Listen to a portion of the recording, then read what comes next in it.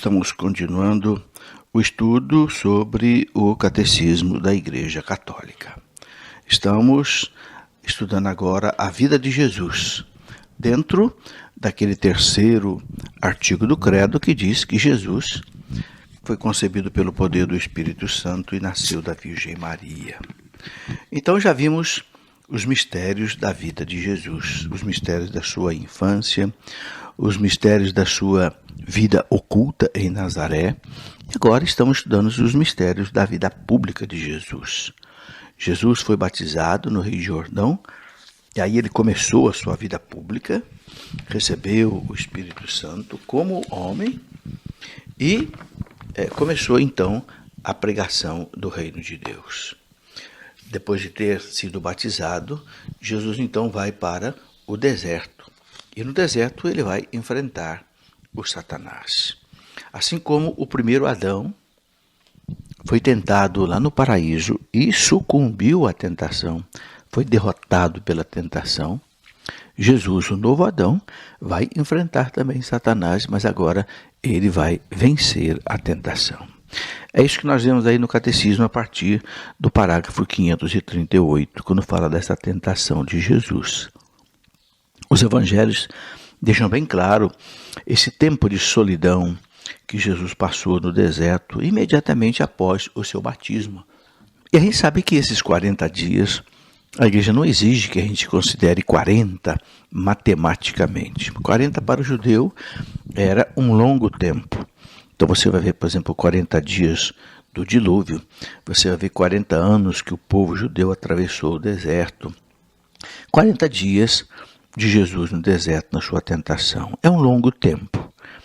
E o Evangelho diz que levado pelo Espírito ao deserto. É interessante, o Espírito Santo conduziu Jesus para o deserto. E ali então ele ficou aqueles 40 dias. E no final, então ele foi tentado por Satanás 3 vezes, procurando o quê? Satanás procurava exatamente questionar a atitude filial de Jesus para com Deus, ou seja, a obediência radical de Jesus ao Pai. Isto que Satanás queria que Jesus não fizesse. É a mesma coisa que ele faz também com a gente. Procura fazer com que a gente não viva como filho de Deus, não obedeça a Deus como Pai.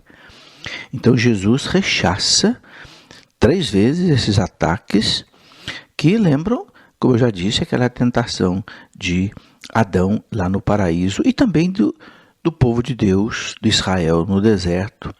E o diabo afasta-se de Jesus até um tempo oportuno. É muito interessante nós lembrarmos, meus irmãos, aí no Evangelho de São Lucas, capítulo 4, versículo 13, também São Mateus narra esta tentação. A gente lembrar como foi que Jesus foi tentado e como foi que Jesus venceu a tentação. A igreja nos ensina que vencendo o demônio, vencendo a tentação, Cristo, ele obediente à vontade do Pai, ele mostra para nós como é que nós também podemos vencer esta tentação que acompanha cada um de nós a vida inteira. Até a nossa morte nós seremos tentados, puxados pelo mal que há no mundo. Mas a tentação de Jesus, ela manifesta exatamente a maneira que o Filho de Deus tem de ser Messias, ou seja, o ungido, oposto do que Satanás propõe para ele. Não é? Satanás queria que ele se apresentasse como um Messias glorioso, aplaudido pelo povo, mas Jesus sabia que não, que o messianismo dele não era esse. O messianismo dele era o do servo de Javé, de carregar os pecados dos homens na cruz, que depois ele vai carregar então lá na frente. Então a igreja coloca diante dos nossos olhos essa tentação de Jesus para que a gente medite profundamente como isso aconteceu. Primeiro o demônio chega para Jesus e diz, para Jesus, se você é filho de Deus, você não é filho de Deus, então transforma essas pedras em pães. Jesus estava com fome, então ele queria ver Jesus agir ali como Deus e não como homem. Então Jesus diz, não, nem só de pão vive o homem, mas de toda palavra que sai da boca de Deus. Jesus cita lá o livro do Deuteronômio, e aí a gente vê como Jesus conhecia bem a Bíblia, porque ele cita de cor o livro do Deuteronômio. Não, nem só de pão vive o homem, mas de toda palavra que sai da boca de Deus. É uma lição muito grande. O homem não pode viver só de pão, ou seja, de bens materiais, de dinheiro, de carro, de roupa, de bem-estar físico, não, mas de toda palavra que sai da boca de Deus. Há uma tendência, meus irmãos, de nós queremos buscar, e a própria igreja corre o risco de querer se transformar assim numa ONG social que apenas vai buscar o bem-estar das pessoas, o bem-estar dos nativos, o bem-estar dos índios, sem levar para eles a conversão, sem levar para eles a palavra de Deus. Isto é um perigo muito grande. Em primeiro lugar, a palavra de Deus. Nem só de pão vive o homem, mas de toda palavra que sai da boca de Deus. Os santos sempre levaram a comida ao pobre, a roupa ao pobre, mas levaram Jesus. Sempre evangelizaram e evangelizaram profundamente. Mas hoje nós percebemos em alguns segmentos da igreja um erro muito perigoso. Como assim, se quisesse transformar a igreja apenas numa instituição social, numa instituição beneficente, que apenas leva o bem-estar físico, mas não leva a conversão. Deixa a pessoa vivendo lá na sua própria fé, muitas vezes uma fé errada, muitas vezes uma seita, cheia de superstições. Não. Tem que ajudar o pobre a sair da sua miséria material, mas tem que também ajudar o pobre a sair da sua miséria espiritual, levar para eles a conversão. Por isso Jesus diz, nem só de pão vive o homem, mas de toda palavra que sai da boca de Deus. Está escrito. E 3 vezes Jesus diz para o demônio, está escrito. Escrito aonde? Na Bíblia. E é muito interessante a gente notar que toda vez que Jesus fala isso e cita a palavra de Deus, o demônio recua. Ele desiste daquela tentação. A força da palavra de Deus que Jesus cita como que mata a tentação. A gente precisa aprender isso também, porque também nós somos tentados. Somos tentados em muitas coisas, pela soberba, pela ganância, pela impureza, pela gula, pela ira, pela inveja, pela preguiça, pela maledicência. Nós todos somos tentados, então é preciso citar a palavra de Deus. Para o demônio que nos tenta, não é? Seja no dinheiro, seja na impureza, não é? A gente repetir, não pecar contra a castidade, não desejar a mulher do próximo, não é? Enfim, a gente mata a tentação. Por isso é importante que você conheça a palavra de Deus, você guarde, memorize alguns versículos importantes da palavra de Deus, para que você lance mão da palavra de Deus como uma espada. São Paulo dizia que a palavra de Deus é a espada do Espírito. A espada do Espírito. É com ela que você, né, vai se defender do inimigo espiritual. Porque a batalha é espiritual, não é uma batalha material contra o mundo das trevas. E depois o demônio vem de novo e leva Jesus lá para o alto do templo e diz para Jesus, citando o Salmo 90.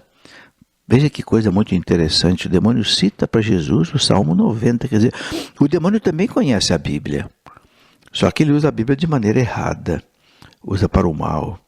Muitas pessoas usam a Bíblia para o mal.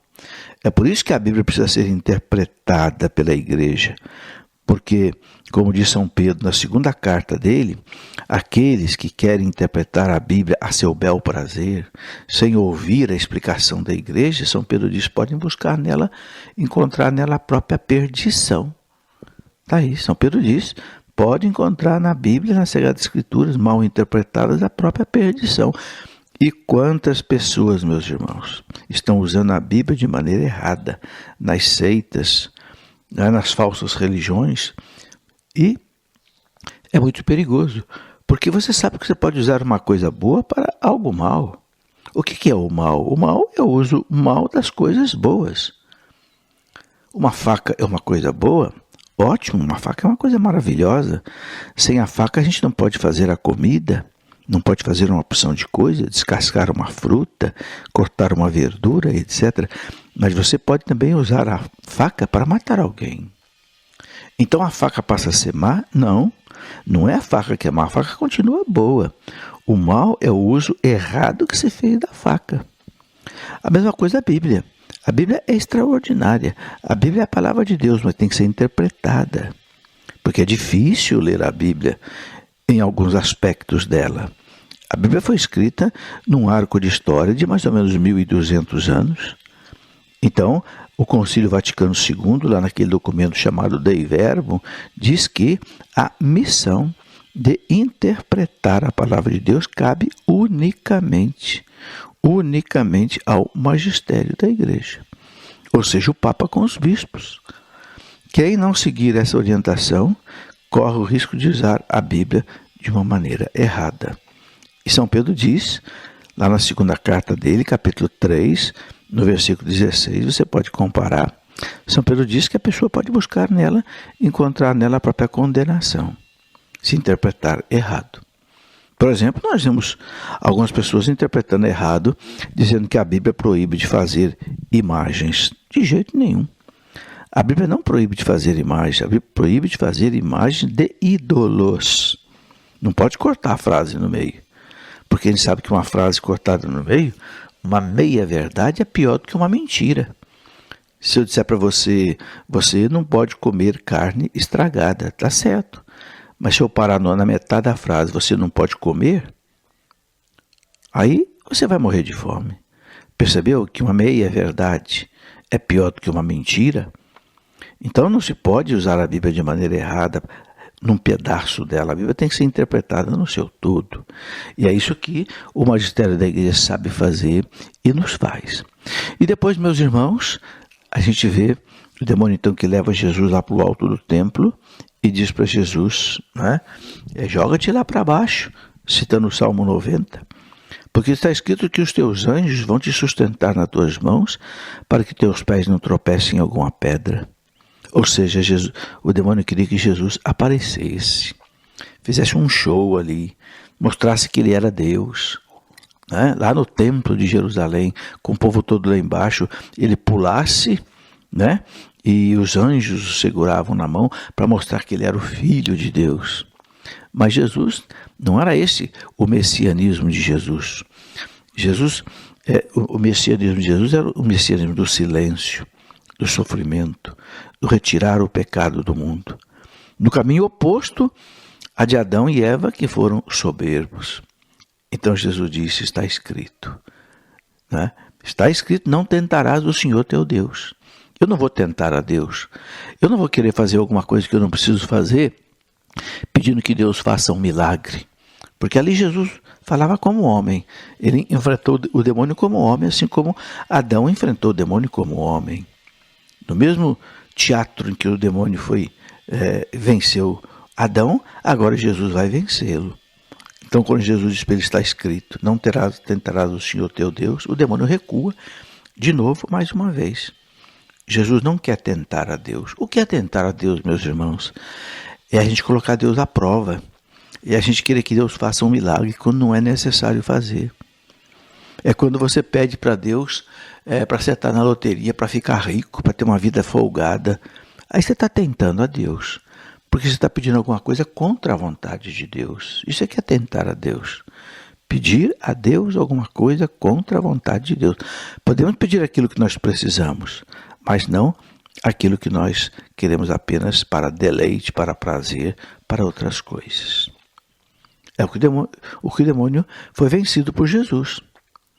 E na terceira vez que o demônio vem tentar Jesus, depois que Jesus diz para ele 2 vezes, está escrito na palavra de Deus, e cita a palavra de Deus e ele recua, ele volta uma terceira vez, aí ele faz a última tentação, talvez a mais forte. Aí ele levou Jesus num lugar bem alto e fez Jesus ver o mundo inteiro. Todas as riquezas do mundo, todos os reinos, todo o poder, toda a honra, toda a glória, todo o prazer do mundo. E disse para Jesus, tudo isso é meu, tudo isso eu conquistei. E ele conquistou como? Quando ele fez o homem pecar. o homem se tornou seu escravo e ele adquiriu um domínio sobre o mundo. Então ele diz para Jesus, tudo isso me foi dado. Por isso, eu vou te dar tudo isso se você, prostrado, me adorar. Veja que ousadia do demônio, querendo que Jesus o adore. Porque o que o demônio quer é ser adorado. São Tomás de Aquino, numa obra dele chamada A Exposição do Credo, São Tomás de Aquino diz que o demônio quer ser adorado como Deus. É por isso que ele se esconde atrás dos ídolos, das imagens dos deuses, aqueles deuses da mitologia grega, aqueles deuses dos egípcios. É por isso que São Paulo diz lá na carta aos Coríntios, na primeira carta aos Coríntios, capítulo 10, que todo culto que não é prestado a Deus, quem recebe é o demônio. Isso é muito perigoso, meus irmãos. Quando a gente presta um culto que não é a Deus, um culto de idolatria a um Deus falso, o demônio está escondido atrás desse ídolo. Alguns adoram o sol, sabem que está adorando a Deus. Alguns adoram a lua, alguns querem adorar, não sei, outras coisas, os astros. Saiba que o demônio se esconde atrás deles, conforme diz São Tomás de Aquino. Porque ele quer ser adorado como Deus. Então ele diz para Jesus, eu te dou tudo, se você, prostrado, me adorares. E muita gente quer adorar o demônio, gente, porque sabe que o demônio tem poder. E o demônio pode dar muitas vezes riqueza, o demônio pode dar bem-estar, o demônio pode dar aquele amor que você não consegue por bem. É um perigo. As pessoas que vendem a sua alma para o demônio, depois vai ter que pagar um preço muito grande na eternidade, no inferno. Nunca faça isso. Jamais. Diga como Jesus, está escrito. Afasta-te de mim, Satanás. Foi a última coisa que Jesus disse para ele.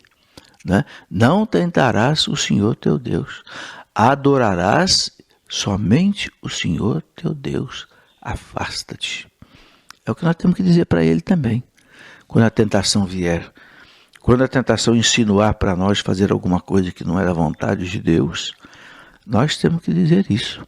Cai fora. Está escrito, adorarás somente ao Senhor teu Deus e você não é Deus. Não é? E vai embora. Então, o demônio foi. E o Evangelho diz que o demônio foi e voltou só na hora oportuna.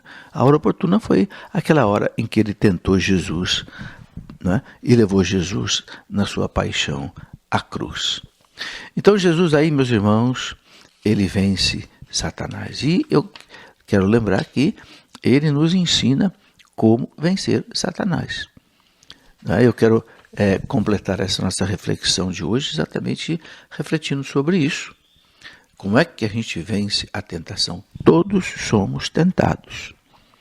Ou seja, no campo da soberba, seja no campo da ganância, do dinheiro, do amor ao dinheiro, do apego aos bens materiais, seja no campo do sexo, no campo do adultério, masturbação, homossexualismo, ou seja, no campo da gula, da raiva, do ódio, da ira, da inveja, né? Da maledicência, enfim, nós somos tentados. Né? São Pedro diz que o demônio ruge ao nosso redor assim, como que buscando a quem devorar. A imagem que Santo Agostinho nos deixa do demônio é como que um cachorro preso na coleira, na corrente e na coleira. Mas quem for lá mexer com ele, ele vai morder. Quem não for mexer com ele, ele não vai morder. Quem é que vai mexer com ele? É aquele que vive no pecado. É aquele que aceita a tentação, que é conivente com a tentação. Nós somos conviventes com a tentação, mas não podemos ser coniventes com a tentação. A gente vive no meio da tentação. A gente vive no meio desse mundo que nos tenta pelo dinheiro, pelo sexo, pelo prazer, pelo orgulho, pela ganância. Não tem jeito de não viver no meio da tentação. Não tem jeito de não ser convivente com o mal. Mas não podemos ser coniventes com o mal. Ou seja, não podemos ceder ao mal. E como é que a gente não cede ao mal? Como é que a gente adquire força? Porque Jesus disse para os apóstolos lá no Horto das Oliveiras, vigiai e orai. Porque o espírito é forte, mas a carne é fraca. Nós não queremos, mas a carne é fraca. Então Jesus diz, vigiai e orai. Primeira coisa é vigiar, ou seja, fugir da tentação. Se aquele negócio de dinheiro vai fazer você pecar, então deixa esse negócio, cai fora. Você está percebendo que ali tem corrupção, ali tem malversação de dinheiro público. Ali você vai pegar um dinheiro que é injusto, que não é seu, então cai fora, vigia.